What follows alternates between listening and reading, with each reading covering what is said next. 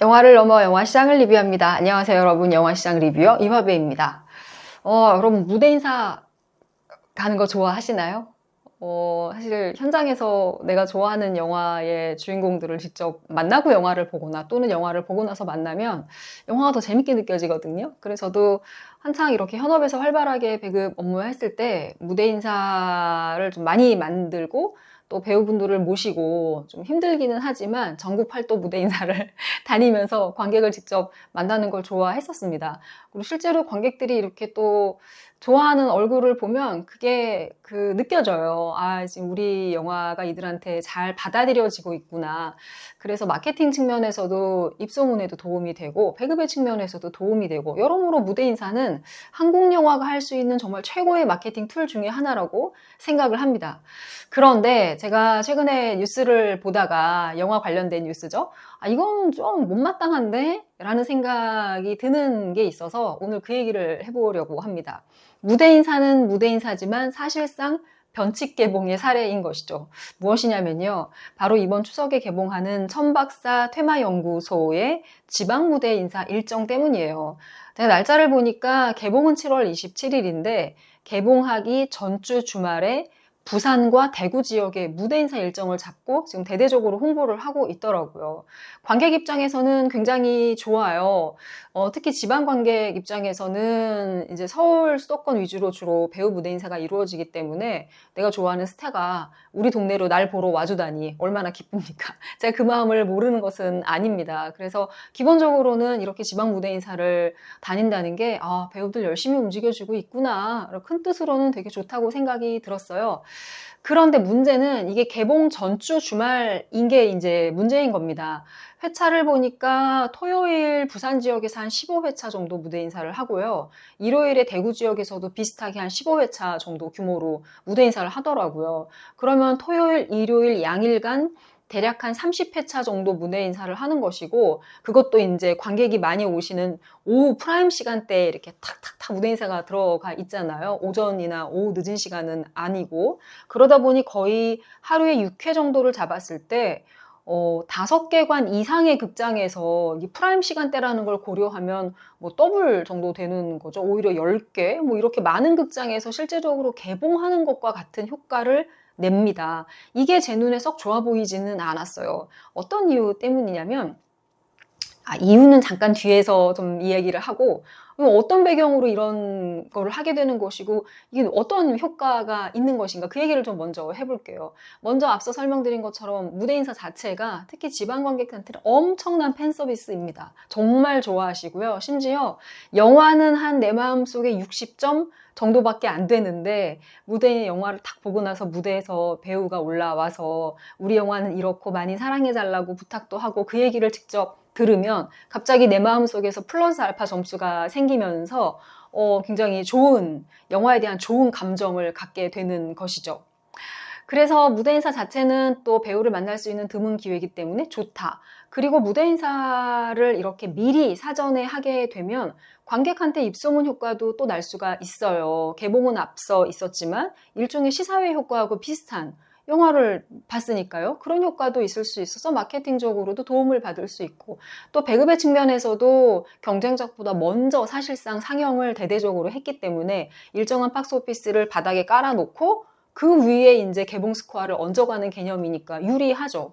그리고 또 이제 기술적인 측면에서는 아마 개봉 전주에 먼저 무대 인사를 해서 지방 관객을 만난 다음에 추석 연휴 동안에 관객이 가장 많이 몰리는 시간에 서울과 수도권에 그때 무대 인사를 집중적으로 하려는 계획을 가지고 있지 않나? 뭐 이런 생각을 했습니다. 보통 서울 수도권에 무대 인사를 하시게 되면 서울 지역도 사실은 넓어가지고 강남 강북을 하루하루씩 거의 잡아먹고요, 시간이. 그리고 인천이나 수원과 같은 도시도 또 사실 하루 동안에 해야 되는 그런 영역이기는 하거든요. 그러다 보니까 아마 부산, 대구 지역 무대 인사를 2주차로 보내지 말고 개봉 전에 먼저 하다, 이런 생각을 내부에서 하시게 된 것 같아요. 이렇게 무대 인사를 개봉 전에 하게 되면 관객이 또 몰리는 효과 때문에 극장도 좋아합니다. 이런 대형 영화가 개봉하기 전주에는 일종의 공백기가 생겨요. 그 바로 바짝 붙어서 큰 영화가 개봉하지 않거든요. 앞서 개봉한 영화의 박스오피스는 서서히 이제 줄어들어 있고 다음 영화까지는 아직 시간이 남아 있어서 일종의 한 주, 두 주가 보릿고개처럼 극장 입장에서는 그런 시기가 형성이 되는 거죠. 그래서 극장은 개봉 전에 무대 인사를 먼저 와준다고 하면 너무 좋아하고요. 심지어 먼저 배급사한테 제안하기도 합니다. 근데 무대 인사 혹시 계획이 없으신가요? 우리가 이렇게 하고 싶은데 뭐 이렇게 하면 괜찮지 않을까요? 뭐 이런 얘기를 먼저 하기도 하죠. 이렇게 서로 간의 니즈가 맞아서 개봉 전에 사실상 무대 인사라고 하지만 변칙 개봉과 같은 일이 정말 왕왕 벌어집니다. 이렇게 개봉 날짜가 엄연히 있는데도 불구하고 개봉을 이르게 먼저 하는 이런 것들은 역사가 사실은 되게 오래됐어요.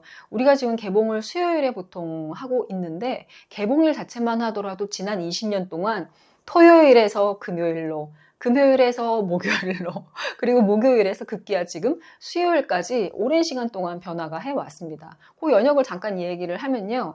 제가 2001년 여름에 개봉했었던, 뭐 제가 혼자 한 건 아니고 저희 팀에서 개봉을 했었고 저도 이제 그때 대리직급이었던 것 같은데 배급에 참여를 했었던 엽기적인 그녀 같은 경우에도 한국 영화가 그 당시만 하더라도 토요일 개봉하던 시절이었거든요. 아직 주 5일제 근무가 도입되기 전이었기 때문에.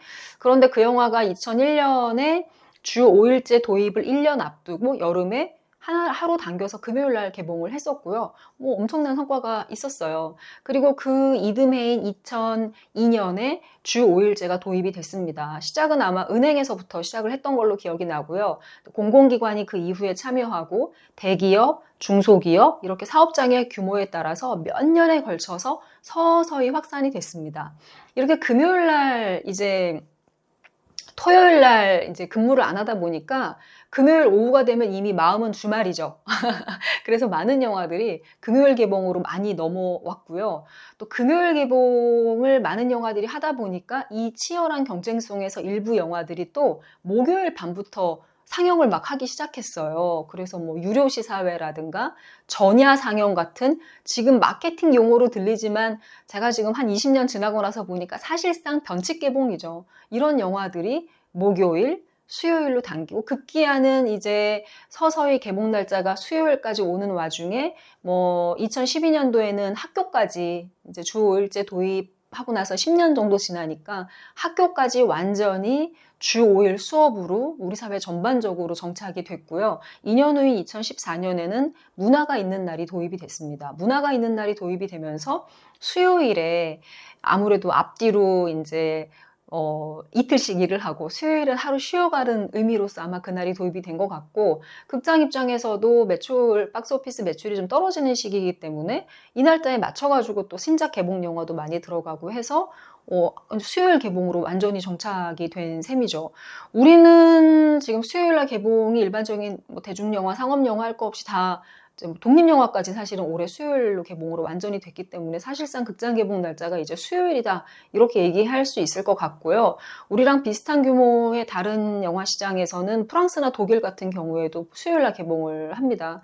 하지만 가장 영화 시장의 규모가 큰 미국은 여전히 금요일 개봉을 고수하고 있고요. 일본도 여전히 금요일 개봉을 고수하고 있습니다. 보니까 영국도 금요일 개봉을 하고 있네요. 근데 이 변칙 개봉일 얘기를 제가 얘기하면서 이게 단순히 이런 어떤 아까 말씀드린 것 같이 팬 서비스의 차원이냐 아니면은 경쟁작과의 경쟁 관계 때문에 입소문을 먼저 내게 하려고 박스오피스를 선점하려고 이런 등등의 이유이냐 뭐 여러 가지 이유는 있을 수 있지만 사실상 업계 전체가 피해를 보는 것 또한 사실이고 제가 그것 때문에 이건 영 못마땅하다 이거 하지 말았으면 좋겠다 그런 뜻으로 말씀을 드리는 거예요. 왜냐하면 이 빅3라고 하는 이번 추석에 개봉하는 3편의 영화가 바로 개봉하기 한 주 전주에 가문의 영광 리턴즈가 개봉을 합니다. 배급사 뉴는 아마도 이 작품이 거미집, 천박사 퇴마연구소, 1947 보스턴보다는 박스오피스의 목표가 작고 영화의 규모나 외양이 작기 때문에 한 주 먼저 개봉을 해서 관객을 선점을 하고 2주 차에는 먼저 본 관객의 입소문에 힘을 얻어서 이런 쟁쟁한 3편의 영화와 경쟁하려는 어떤 배급 전략을 짰을 거예요. 하지만 이렇게 천박사처럼 다음 주에 개봉하는 영화가 내가 개봉해서 첫 주말을 맞는데 그때 이렇게 유료시 사회를 대구, 부산과 같은 큰 도시에서 해버리면 나의 배급 전략은 일순간 무너지게 되어 있죠. 이렇게 대형 상업 영화가 개봉하기 전에 한 주 또는 2주 짧은 기간 동안의 박스오피스를 올리려는 목적으로 개봉하는 영화들이 정말 많습니다. 그래서 우리 업계에서는 텐트폴 전략이라는 게 나오는 거예요. 큰 영화들이 텐트를 세워서 높은 박스오피스를 기록을 하면 그 중간중간에 생기는 여분, 스페이스에 작은 영화들이 박스오피스를 채우는 전략이죠. 일종의 상생이죠. 큰 영화, 작은 영화가 모두 살 수 있는.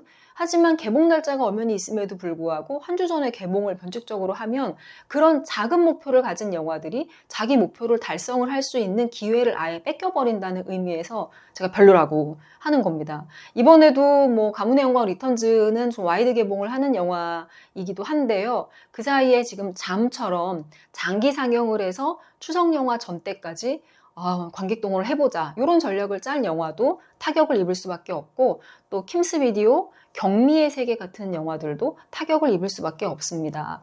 또 특히나 주말 동안에 무대 인사를 해서 관객을 뺏긴다는 건요.